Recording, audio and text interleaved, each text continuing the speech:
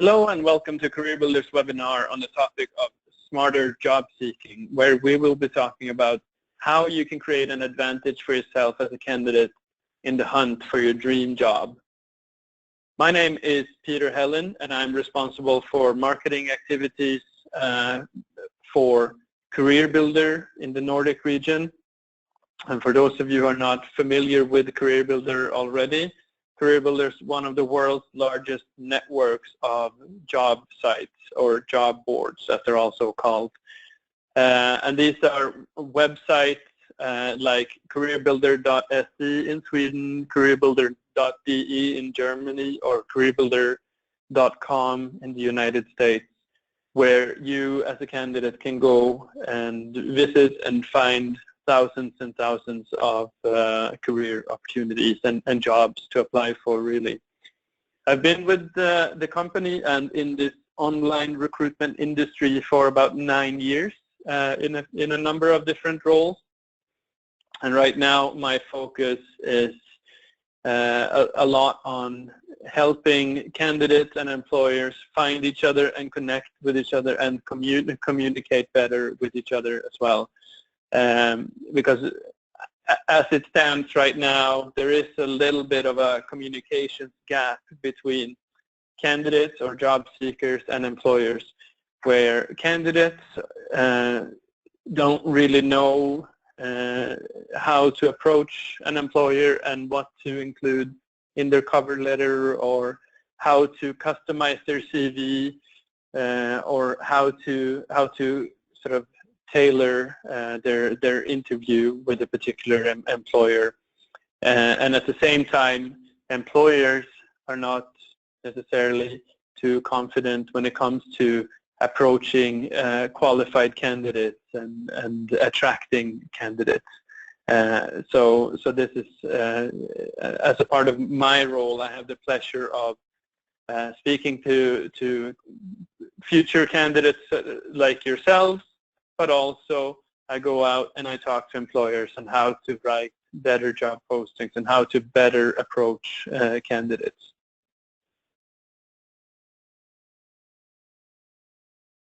So what's on the menu for this webinar? Well, we will be talking about how you can be smarter in each step of your job seeking process.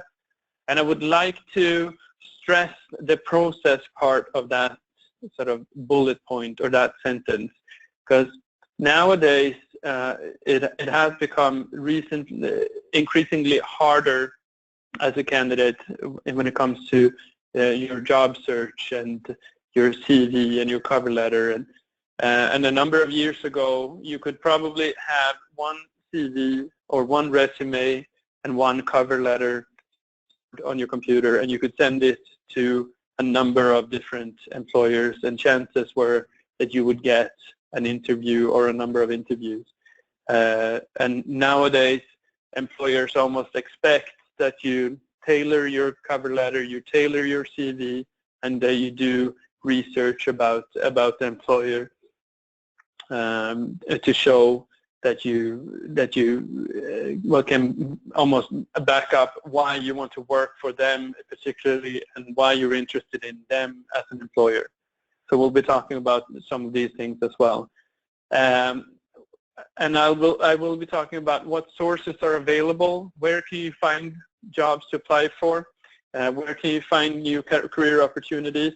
Some sources that I will be mentioning may or may not be obvious to you, and some might give a bit of inspiration as well to where you can find even more career opportunities.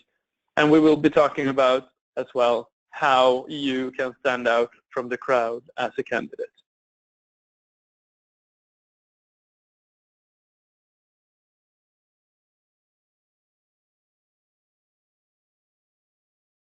And I mentioned the job seeking process on the previous slide, and I would like to take that thinking around the process for job seeking to almost to the next level, and remove the job seeking from that sentence and almost say the sales process or the strategic selling of yourself, because that's really what it is when you're searching and you're applying for jobs today, you're selling yourself in terms of skills and background. So job seeking really equals strategic selling of yourself, and it's a strategic sales process of yourself. So to kick this off, I've put together a comparison between a sales representative and a job seeker, and listed some of the steps that a sales representative would have to take in order to secure a deal, and compare that side by side with the steps, with many of the steps that a job seeker would have to take today in order to secure a job. So the first thing that the sales representative would have to take would be to start finding qualified leads. And leads is basically sales lingo for companies or private persons that might be interested in the salesperson's products or services. And for the job seekers, or for the job seeker, the first step would be to find relevant jobs to apply for. So these would be jobs that fit your background, fit your skill set, fit your education, and also, of course, fit your interests and your career goals. And the next thing that the sales representative would do would be to do a little bit of blueprinting around each company that he or she will be approaching before making contact. And this this blueprinting is basically just a quick research, a quick Google, or maybe the sales rep is looking up the company's website to find information about the potential client that he or she can then use in the sales process. And this is something that I would encourage you as a job seeker to do as well, to do a little bit of blueprinting around the employers that you're about to approach. Maybe you'll visit the company's career website to find out what kind of employer they are, and maybe find out what kind of values they have, maybe to see what the company culture is like, or maybe you want to find out what kind of interesting projects they have in the pipeline. So you can use this in your cover letter and in your contact with the employer. This is definitely something that's going to help you down the line.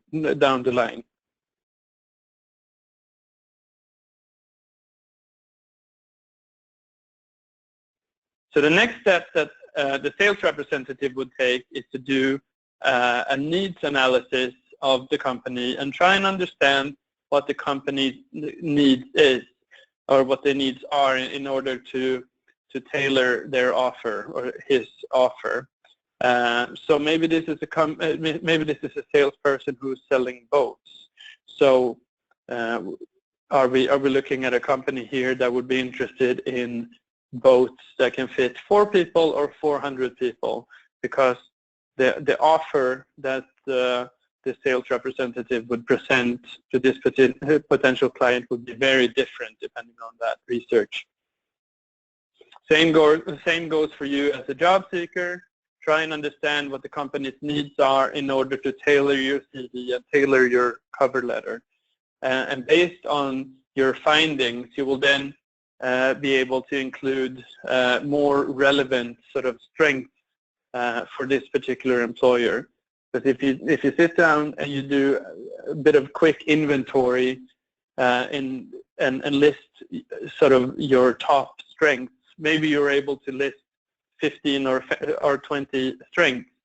But at this early stage in the relationship and in the communication with the potential employer, that's a little bit too much. So what you want to do is try and tailor your strengths and or tailor your application and maybe include the top 3 or top 5 strengths.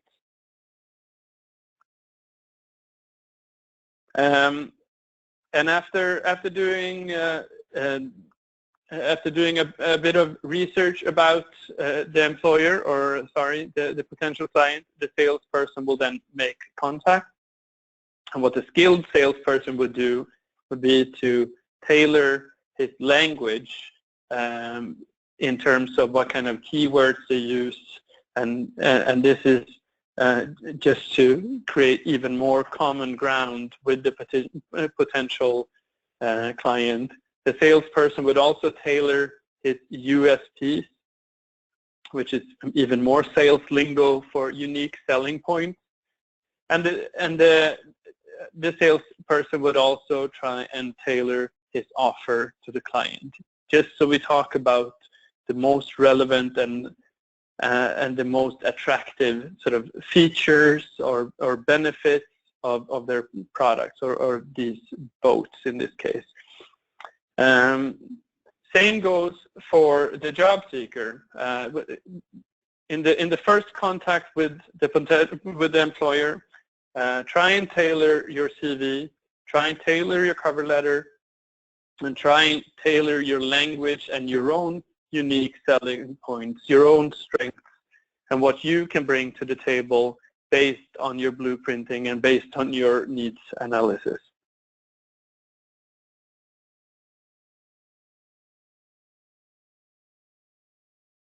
So if the salesperson has now done his homework and done a good job in approaching this potential client, chances are that he will get a meeting to present his product. And same goes for you as a job seeker. If you've done a good job in sort of researching the company, you've done a bit of a needs analysis and contacted the company with your CV, your tailored CV, your cover letter, and you've been talking about the right strengths and use the right kind of keywords, chances are that you will get an interview as well. But a word of caution as well when it comes to job seeking in Sweden is that you will have to have patience in your job search, because Swedish recruitment processes are often quite lengthy. So you will see that you might be invited to a first and a second and maybe a third interview and a personality test and maybe also a chair side with a potential colleague. So make sure that you're patient in your job seeking process or in your sales process of selling yourself as a candidate, and so you don't rush it.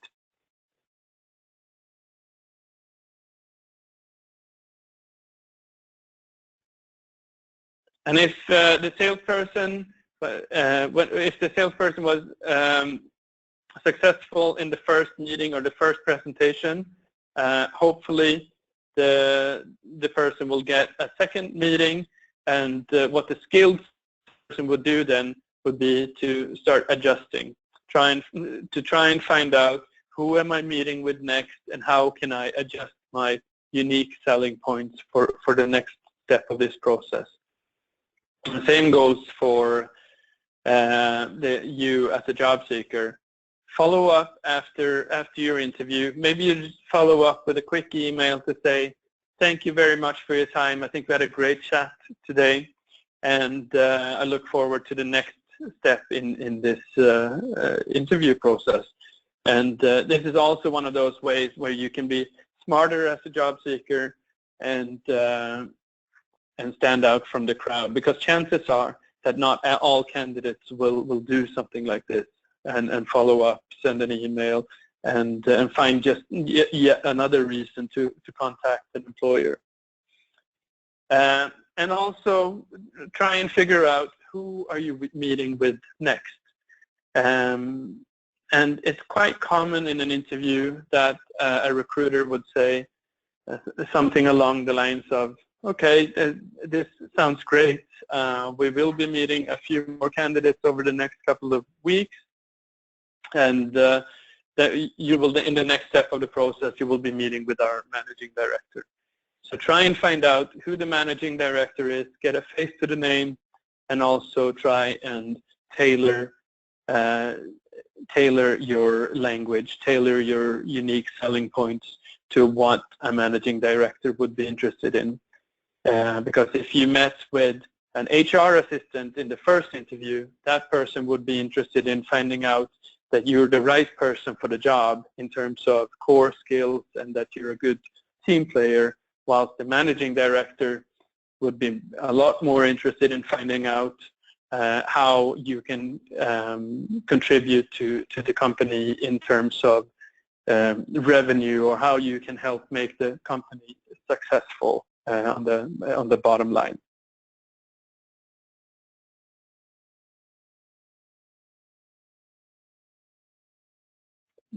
And at the next step here, the sales representative will do his second meeting and then go for a close, if you will, where the sales rep will basically ask for the deal or the agreement.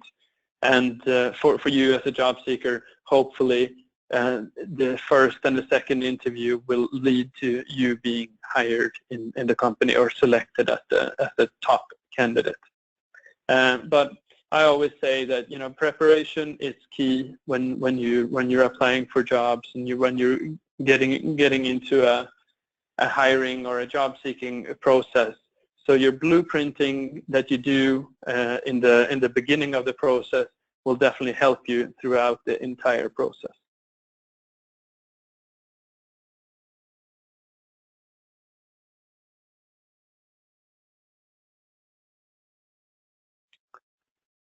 And once again, preparation is key to success when it comes to job seeking. And what you see in front of you now is a bit of a big existential question. Who am I and where do I want to be? But as a part of your preparation for your job search, I would encourage you to start thinking about a question like a typical cliche interview question, like, where do you see yourself in 5 years? Because this is a question that will sooner or later pop up in an interview, and it's great to have a good, solid answer to it when the recruiter asks.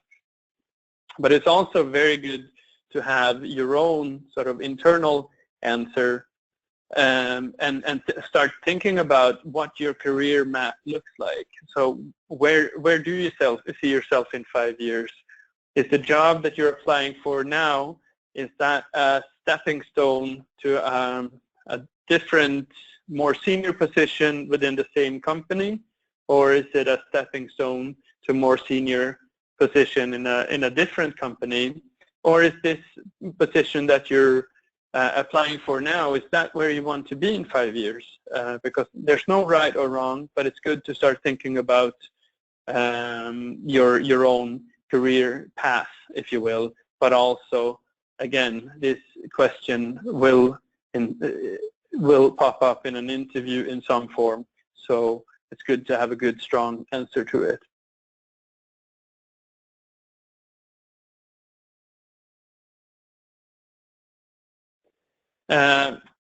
And the next question in your preparation, what skills and qualifications do I have, and what areas do I have experience from? And my recommendation is that you do a little bit of inventory into your own skill set and start listing your skills and qualifications. And so you probably have a degree from Karolinska and maybe also from some other institute or some other school. Start listing those, and those are your more obvious sort of hard skills. But what other areas do you have experience from? Do you have previous work experience that you can include that would be relevant in your CV or when you're approaching a candidate? Maybe you have experience from other areas where you don't think it might be relevant for this type of position that you're applying for now. Maybe you had an extra job during your studies just to make a little bit of extra money, but maybe that was also the night shift at a gas station where you were responsible for cash, and maybe you were working with 2 other people and that you were sort of responsible for, and all of a sudden you can talk about cash management responsibility and staff responsibility as a part of your more professional profile, and it doesn't necessarily matter that it was at a gas station.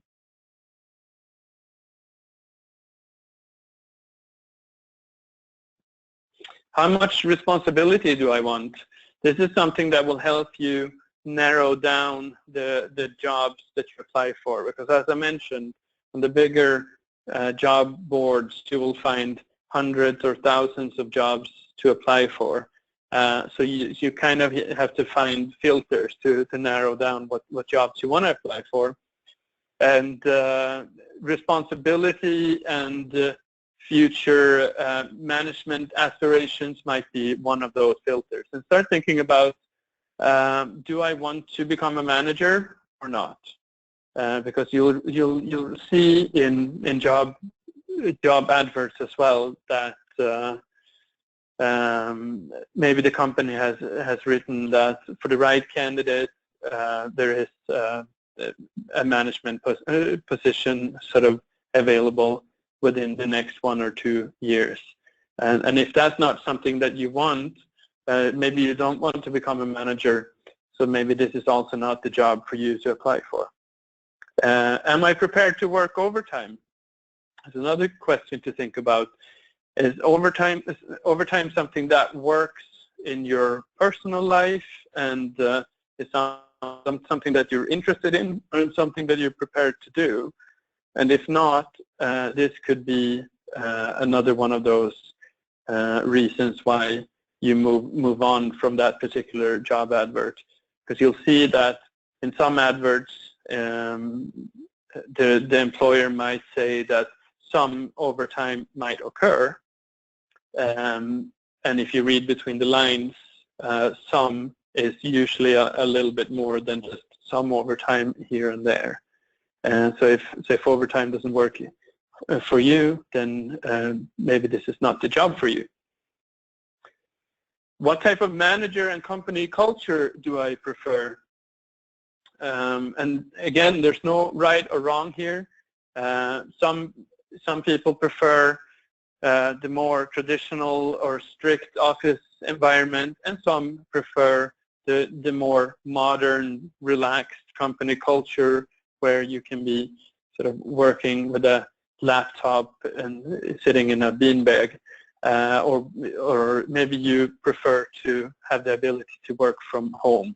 So this is again one of those things that can help you narrow down what types of jobs to apply for.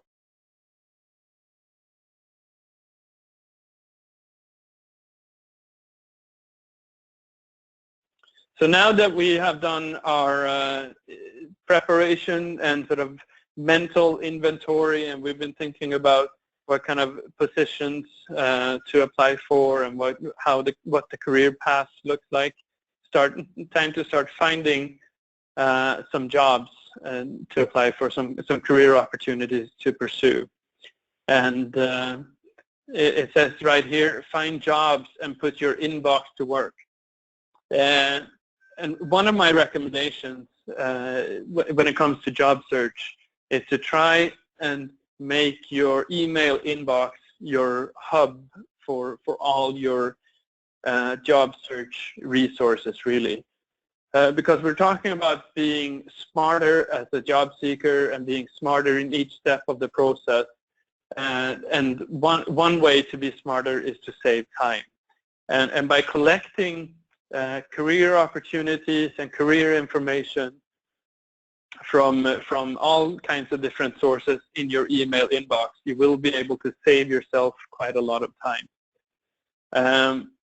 But let's have a look at what sources are available for careers. And first but not least, your personal network. You know more people than you think, and a lot of us are connected through Facebook or LinkedIn or other social networks. So my recommendation would definitely be to start doing a bit of inventory in your social networks and see who you know and who they know as well. Because chances are, if you're pursuing a career with Pfizer, for instance, or Johnson & Johnson, chances are that you know someone that can maybe help you get a foot through the door and maybe a referral. And the personal network is also very useful because people are usually quite keen on referring good candidates. There might actually be a referral program within the company or a cash bonus for finding a good candidate. So do a bit of inventory in your personal network and see who you know within your sort of dream companies. And the job boards, again, like CareerBuilder, and there are other job boards out there as well. They're traditional, they're tried, they're tested, they're efficient, and a lot of the times they're the first port of call for a lot of employers when it comes to finding candidates.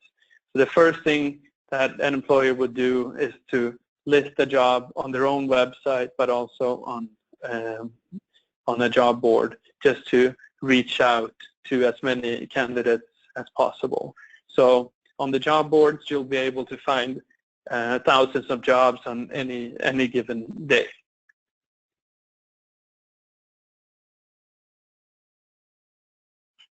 And as I mentioned, we're talking about being smarter in each step of our job-seeking process. So put your inbox to work and start collecting things like job alerts and job recommendations. And on CareerBuilder, when you start using our website, the technology itself is so smart that it will actually remember what kind of searches you have done and what you're interested in, and start recommending jobs and send these jobs to your email inbox.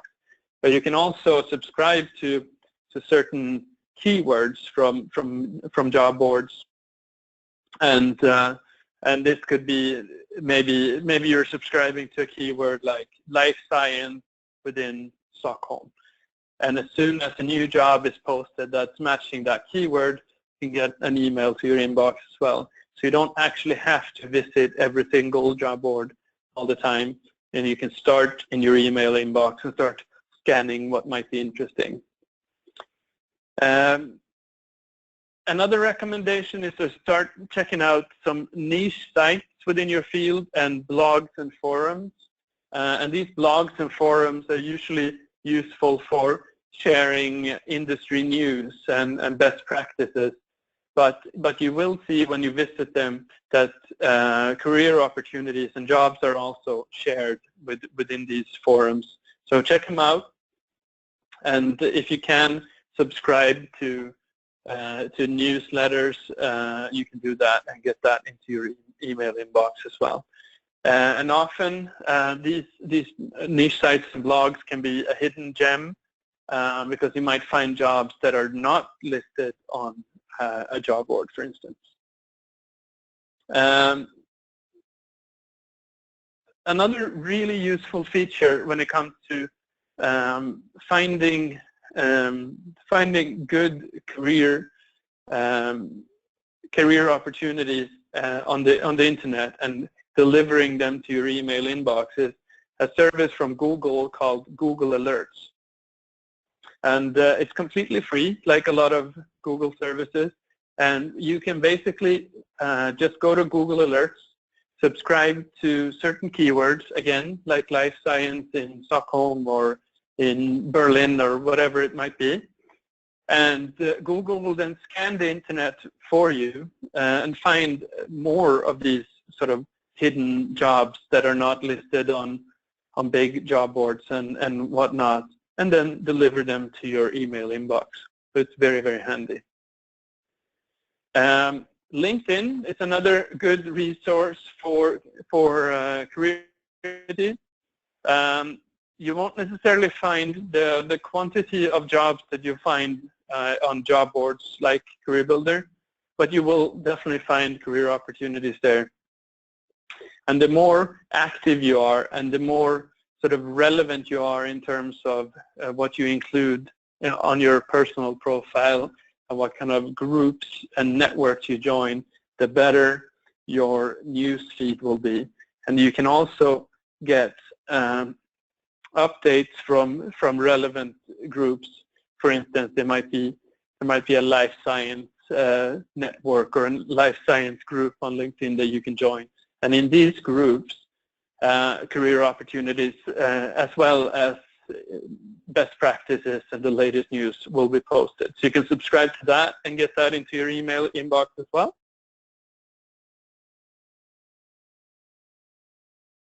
And last but not least, make sure to stay on top of your top employer's own website. And if they have a talent network or a career network, sign up for it, and you will start to receive career opportunities once they're posted. So you can get that again into your inbox as well. So put your inbox to work.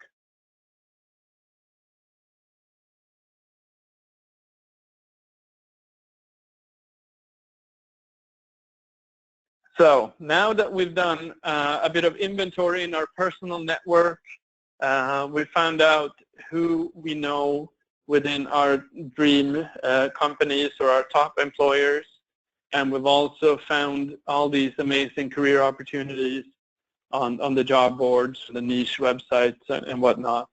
How can you build your own network? How can you expand your own personal network in order to find even more career opportunities? Well, first of all, be visible. Attend career fairs and try and get as much face time as possible with employers that you would like to work for. Connect with people you meet on LinkedIn or social channels.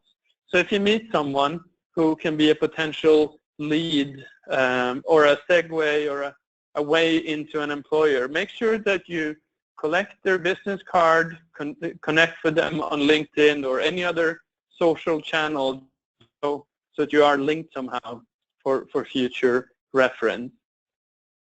And why not try and get connected and try apps like sort of apps for connecting and networking. And one that I use right now is called Lunchback, which is an app where you can connect with people very easily, and you can get feedback and mentoring and talk about career opportunities just for the price of a lunch. So you can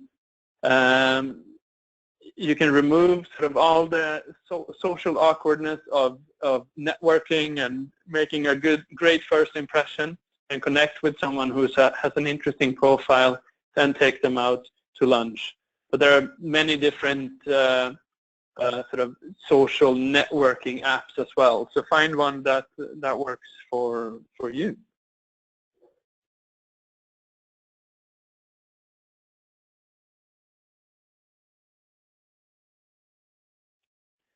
So, and now that we've found all these career opportunities that we want to pursue, before you apply, or maybe right after you've applied for a position, another recommendation is to put that salesperson hat on again and make a cold call. And a cold call is basically where you pick up the phone, you contact an employer, and you ask them questions about a specific role. And the purpose of this call will be to establish a contact, making sure that the employer or the hiring manager or the recruiter will hear your name and hear your voice and connect your voice to a name. So when they do see your CV or your cover letter, they will also instantly get the connection that, oh, that's the person that I spoke to and we had a great conversation. So you make sure that you create another reason for this recruiter to pick up the phone and call you in for an interview because you had a great chat. Making a cold call shows enthusiasm. It shows that you're genuinely interested in the position and that you haven't just sent out your CV to 20 different companies. You really want this particular job. So what you do is you introduce yourself to a hiring manager, but my first recommendation here is to make sure that you're phoning at a good time, because hiring managers are usually quite busy people as well, and what you want to do in this cold call is to make a great first impression, whilst a rushed phone call at the wrong time might actually damage that first impression.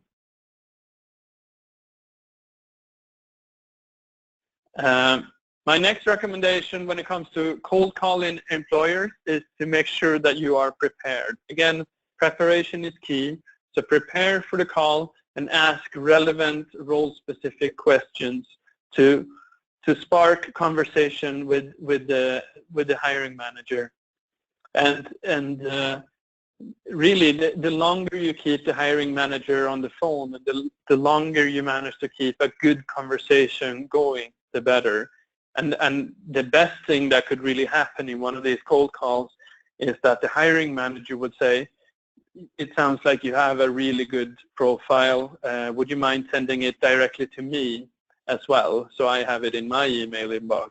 And if that happens, then really you have struck gold, and you are all of a sudden at the top of that CV pile that everyone is talking about.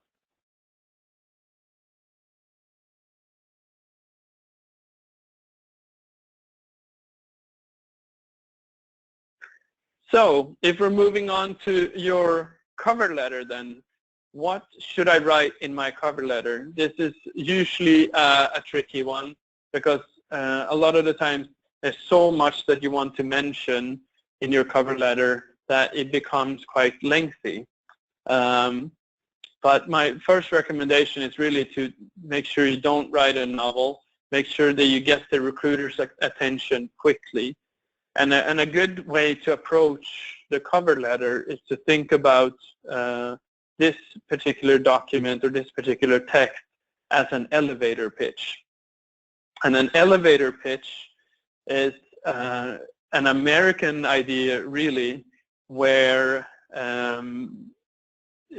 basically it's a fictional scenario where you are at the ground floor of a high-riser of your dream company, and you're about to step into the elevator, and when you do that, the managing director of your dream company steps into the elevator as well. So what would you do, and what would you say to this person in order to secure a meeting or secure an interview within the 20 or 30 seconds that it takes for the elevator to go all the way up? So get the recruiter's attention quickly, or get the managing director's attention quickly. Don't write a lengthy novel, because chances are that the recruiter just won't read it. Make sure that you're personal in your cover letter, but not private. And there's quite a clear distinction between personal and private. The recruiter wants to get to know you briefly. They want a very positive but a very brief get to know you overview of your background, your skills, your goals, your ambitions, and why you're perfect for the job, but also why you want this particular job. So the cover letter is definitely not the place to mention all the sports that you've ever tried or the names of all your 9 cats.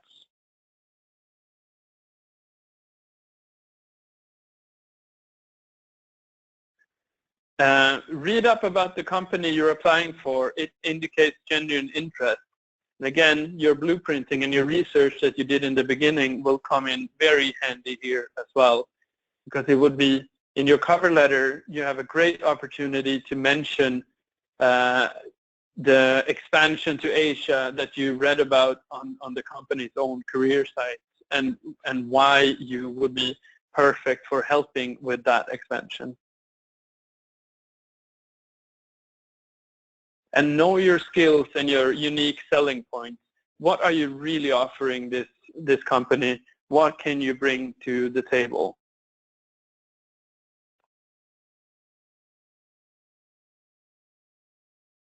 Last but not least, find the company's core values and try and match these with your own. It's a great way of finding common ground with the company as well. So if you see on the company's own career website that they're valuing honesty and social responsibility, for instance, this is something that you could talk about in your cover letter and mention that I see that social corporate responsibility is something that's very important for you, and this is one of the reasons why I'm so interested in you as an employer.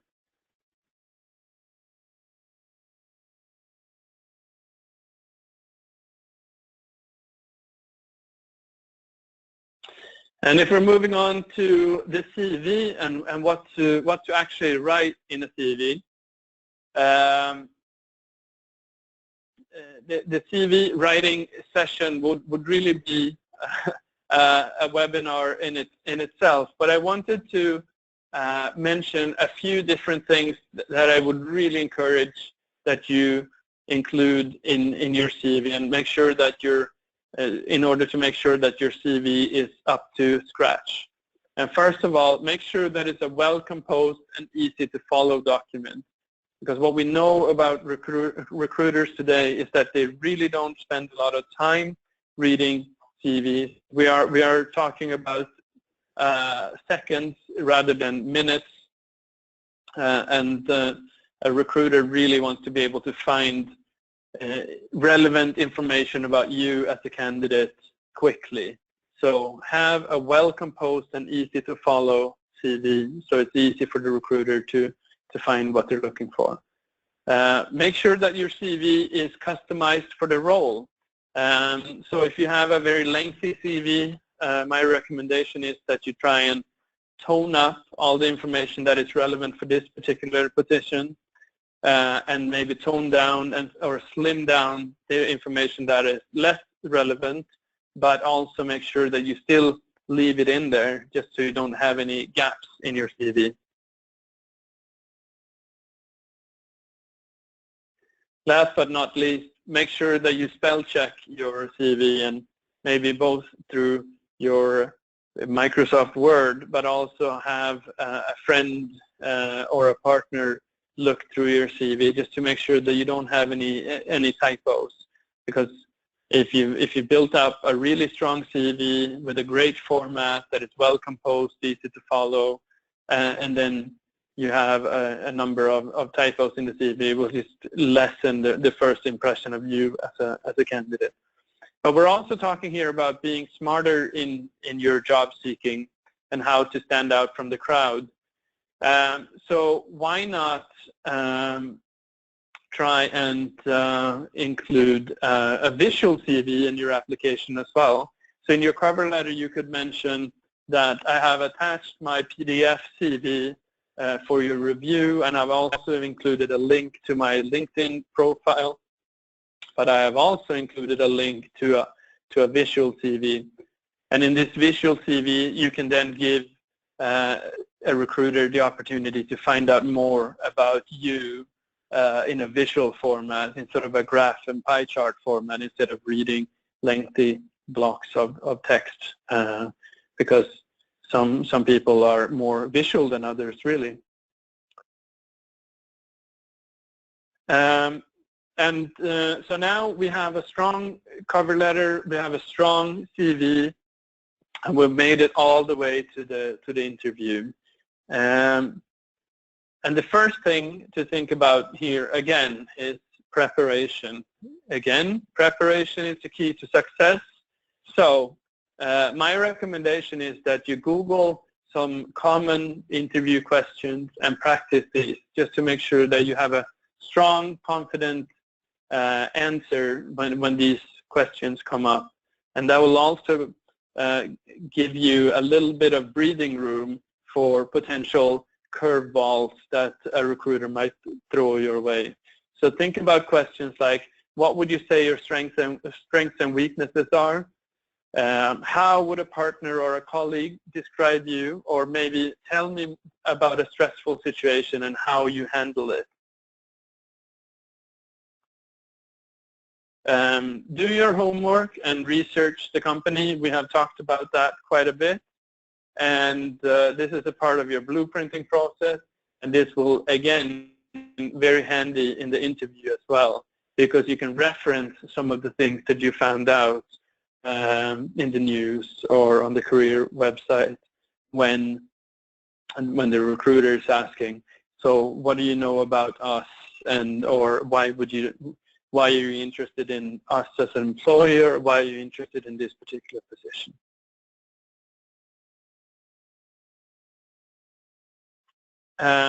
Dress for success when you go to an interview. And my recommendation is here really is to make sure that you look sharp, that you, if you're standing in front of the mirror and you're thinking, am I maybe a little bit underdressed, have a look again, shine your shoes, iron your shirt, and make sure that you dress for success.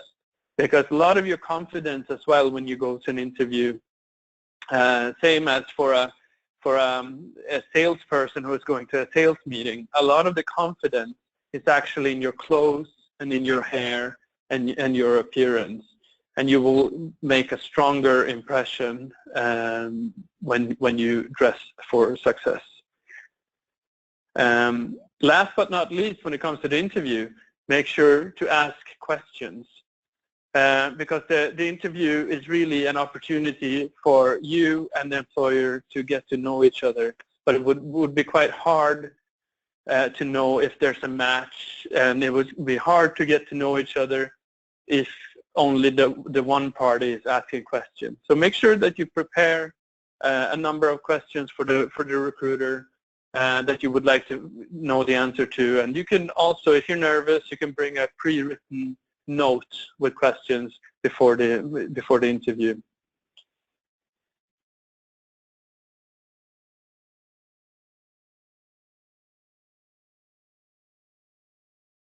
So, okay, so the interview went well as well. You feel good about leaving the company, leaving the interview, and we're talking here again about being smarter as a job seeker. And the successful salesperson would always follow up after his sales meeting.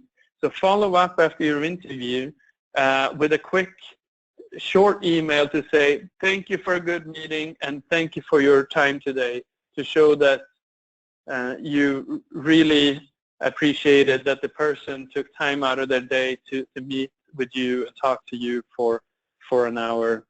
And this is another great reason to contact the recruiter and put your name in front of them once again. And in an interview, you'll often hear, as I mentioned, that we'll be meeting with a few more candidates and we'll get in touch with you in the next couple of weeks. So if you don't hear from the recruiter within the time frame, within 2 weeks or whatever it might be, you have another good reason to pick up the phone or send an email and follow up and say that, I think we had a great chat 2 weeks ago. Just want to follow up. Is there any additional information that you would you need from me in order to move the process forward, kind of thing. And that's all we had today. And I would like to say thank you very much for your time today, and good luck with the job hunt. Have a good rest of your day.